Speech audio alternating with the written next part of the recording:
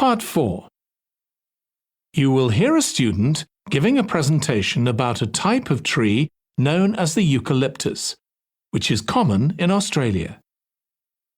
First, you have some time to look at questions 31 to 40.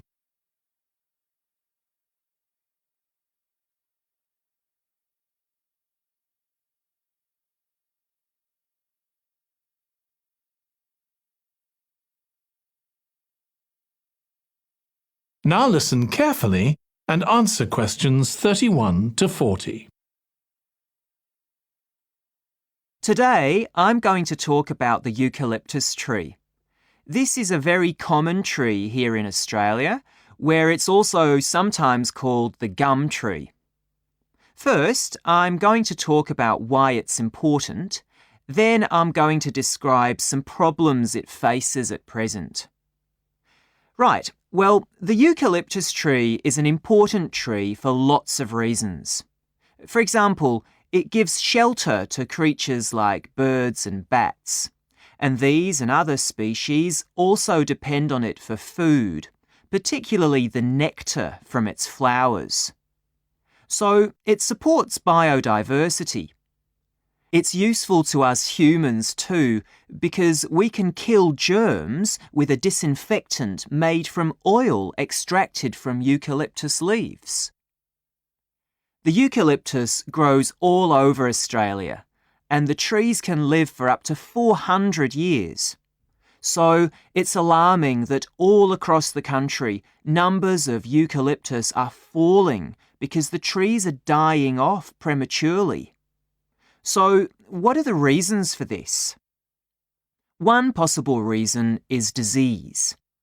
As far back as the 1970s, the trees started getting a disease called Mundula yellows. The tree's leaves would gradually turn yellow, then the tree would die. It wasn't until 2004 that they found the cause of the problem was lime, or calcium hydroxide, to give it its proper chemical name, which was being used in the construction of roads. The lime was being washed away into the ground and affecting the roots of the eucalyptus trees nearby. What it was doing was preventing the trees from sucking up the iron they needed for healthy growth. When this was injected back into the affected trees, they immediately recovered. But this problem only affected a relatively small number of trees. By 2000, huge numbers of eucalyptus were dying along Australia's east coast of a disease known as bell miner-associated dieback. The bell miner is a bird, and the disease seems to be common where there are high populations of bell miners. Again, it's the leaves of the trees that are affected.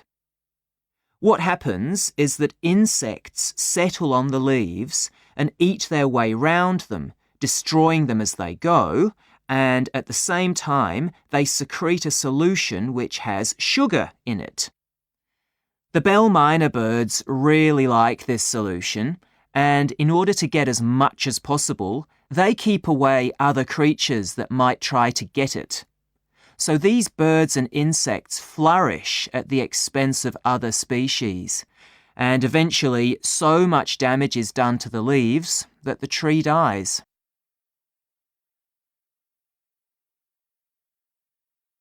But experts say that trees can start looking sick before any sign of bell miner-associated dieback.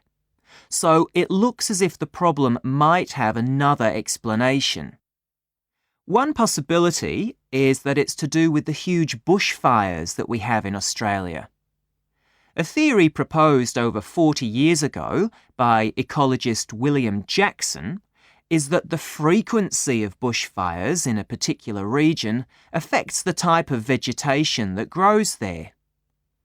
If there are very frequent bushfires in a region, this encourages grass to grow afterwards, while if the bushfires are rather less frequent, this results in the growth of eucalyptus forests.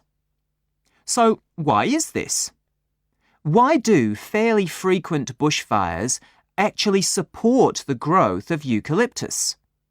Well, one reason is that the fire stops the growth of other species which would consume water needed by eucalyptus trees. And there's another reason. If these other quick-growing species of bushes and plants are allowed to proliferate, they harm the eucalyptus in another way by affecting the composition of the soil and removing nutrients from it. So some bushfires are actually essential for the eucalyptus to survive as long as they are not too frequent. In fact, there's evidence that Australia's Indigenous people practiced regular burning of bushland for thousands of years before the arrival of the Europeans. But since Europeans arrived on the continent, the number of bushfires has been strictly controlled. Now, scientists believe that this reduced frequency of bushfires to low levels has led to what's known as dry rainforest, which seems an odd name as usually we associate tropical rainforest with wet conditions. And what's special about this type of rainforest? Well, unlike tropical rainforest, which is a rich ecosystem, this type of ecosystem is usually a simple one. It has very thick, dense vegetation, but not much variety of species.